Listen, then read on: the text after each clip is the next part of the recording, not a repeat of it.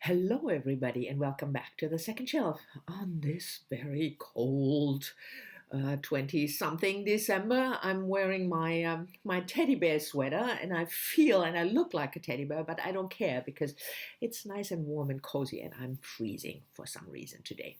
Anyway, this is not a video about me being cold. This is a tag. Yes, I did it again. Tag Wednesday. And this is the the gifts of reading tag, which was created not that long ago by Anna from Books on the Go, an Australian booktuber who not only does booktube videos but also co-hosts a podcast about books. Fabulous, really, really fabulous podcast. You should check that out. I will leave a link to her original video and the podcast down below. And the reason you should also watch her video, original tag video, because she explains how she came up with this idea of the gifts of reading tag, which was sort of initiated by a book she read, and the book itself was based on an article or an essay. It's fabulous just to see how that works. So go watch her and subscribe and watch the podcast. And Anna also tagged me. Thank you very much. And there are 5 or 6 prompts. Let me see, 5 prompts, and they all have to do with gifting books, And it's Christmas, so I thought this is a fabulous tag to do. Prompt number 1. What is your favorite book to give as a gift? I'm rather careful, I have to say, with giving book gifts. First of all, people I don't know well, I would not gift a book easily because you don't know what they like. I hardly ever gift fiction unless I really know what a person, that this particular book a person would like, or a person is interested in, let's say, interconnected short stories, kind of novels, then I would find a book and give that. Other than that, I tend to give nonfiction books to readers. And I pick books that I personally like and that are not huge.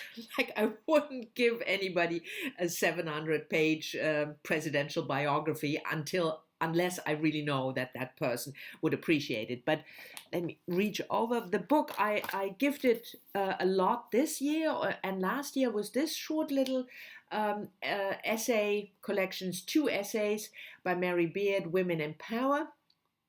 And it's 2 speeches, or the essay version of 2 speeches she gave about the voice of women through time and how we view powerful women and the combination of women and power, from the early days until now. And I think it's really interesting. I love it, and it's sort of short, so it's not a big ask for people to read it. If they just want to read a little bit, then I always think if you give books, you shouldn't put pressure on people, And if you give a really huge book of something, I don't know, the history of birds since the beginning of Earth, yeah. So this books like that, that I feel personally are really good, but also not a huge imposition on the recipient. I like to give these kind of books. Anyway, number 2, what is a memorable book you have received as a gift? And for this one, I have to reach again. I'm not going for a book in the real sense, but I'm going for this piece of art. Can you see that? It's actually a book, a dictionary, but then folded and made into, it's a bit crooked, made into a piece of art. I can't seem to, like this. I'm just going to cover my face. How about that? And I was gifted this by a very dear friend of mine who at a certain point said, well, I'm not going to give you any books because, first of all, mostly the books I want to give you, you have already. And if you don't want to read it. And I'm tired of giving you book vouchers. So I'm giving you a book as a piece of art. And I thought that was a fabulous idea. And I already have now 3 by different artists, because it turns out that there are quite a couple of artists who make art out of books. So whenever I find a new one, I'll get one for the collection because I think it's fabulous. For a reader, this is a really, really lovely gift if you can, find a piece of art made out of a book. So, oh, and in addition to my first answer about what books do you give, if I can't think of a book, then I give something like this, book-related gifts, whether it's bookmarks or a cover. You have these covers to protect a book, or a bag with books. There's always book-related gifts you can give as well. At least I think that's a good alternative to give a book that the person wouldn't like to receive.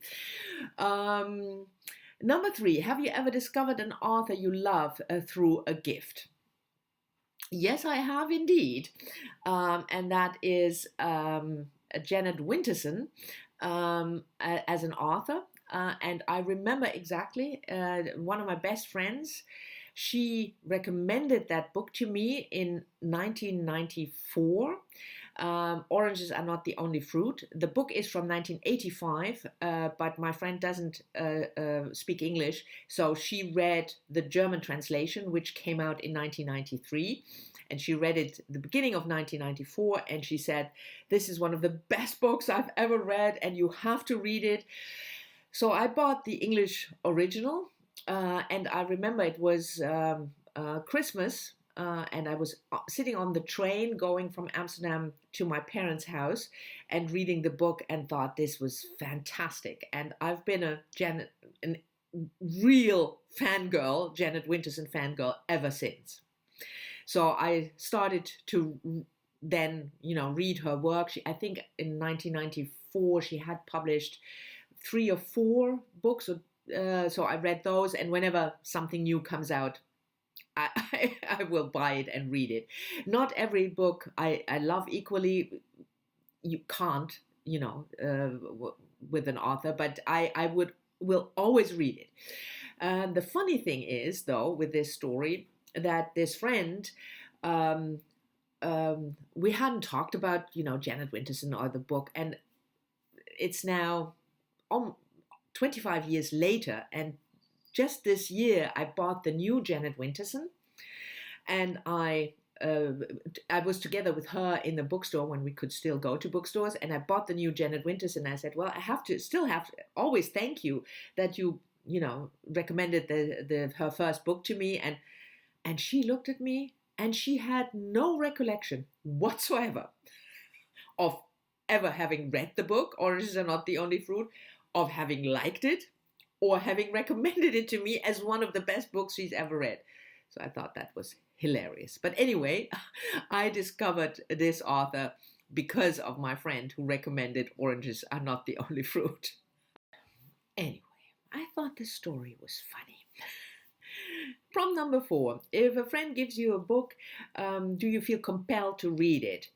I feel compelled to at least start it, give it a try.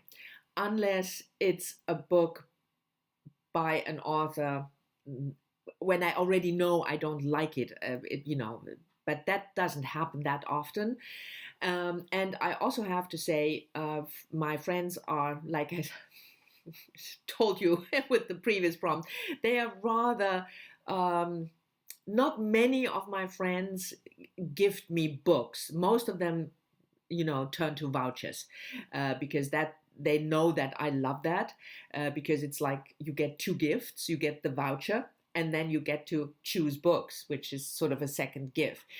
But if I get a book from a friend, I will at least start it and try to finish it.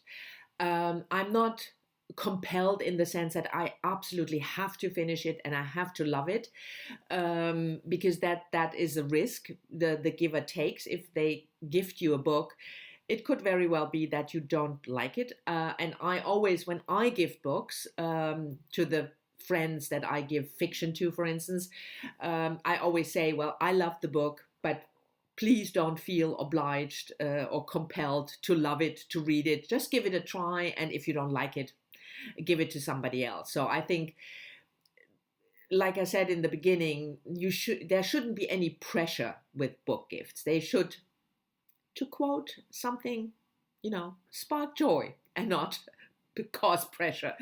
But anyway, that's I don't feel compelled to love it or to finish it, but at least give it an honest try. And the last prompt is number 5, a book on your Christmas wish list. And I actually have 2. I mean, I have more than 2, but I picked 2 because they will most certainly be in the Christmas basket, because they are on, the on top of the list. And the first one is a graphic novel by Kate Evans, Red Rosa, which was published in 2015, and it's about Rosa Luxemburg, the politician of the 20th century, left-wing socialist politician, Germany, who was murdered. And I'm fascinated by Rosa Luxemburg, and I always try to start the year with a graphic novel, because I read so few graphic novels, and then at the end of the year I at least pick one, if I can find one, and start the year off with a graphic novel. Then I feel better. And this one, I mean, the cover, I don't know what you think, but I think the cover picture is a bit weird, because Luxemburg, she looks like a geisha, don't you think? With the hair do. That's a bit weird, but maybe it's only in the picture. I will see when I get the book. But I'm really looking forward to this one. And the other one is a translated work of fiction, and I will look up the translator, I'm sorry. And that's Waiting for Tomorrow by Natasha Appener, translated from the French by Geoffrey Strawn. And yes, that's how you pronounce his last name. At least that's how he pronounces it, so I'm Strawn. I think it's Scottish or something. But anyway, Natasha Appener is a Mauritian French author, and I read 2 previous books by her and really liked. And this one, Waiting for Tomorrow, had been on my list for a long time. And another thing that I like to sort of jumpstart a new year with is some of the books that I try to read more of. Translated fiction is one of my goals, and I did okay last year, but not splendidly. So it's always good then to start off the year right away with one of those books.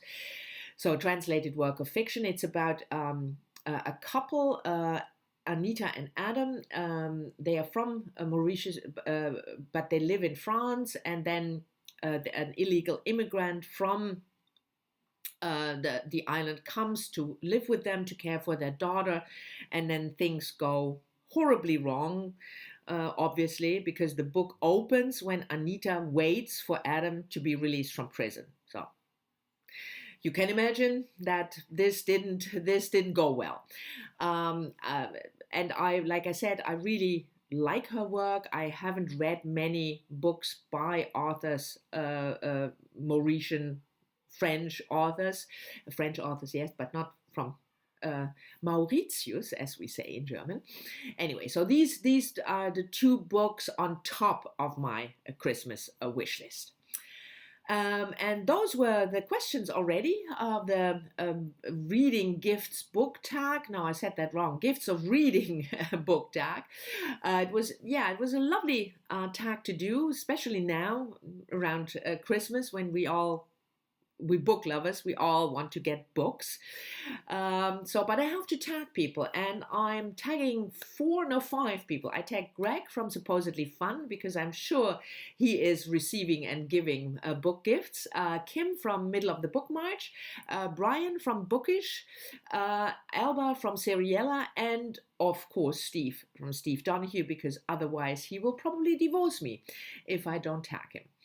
Anyway, so this was the Gifts of Reading tag. Thanks again, Anna, for tagging me and for creating this tag. Thank you for watching. I hope you've enjoyed it. I hope you are all still safe and healthy and are looking forward to a quiet, peaceful, and healthy Christmas if you celebrate. And if you don't, looking forward to at least a quiet weekend coming up soonish. I mean, it's Wednesday, but anyway, don't listen to me. I'm looking forward to your comments as always, and I'll see you all soon in the next one.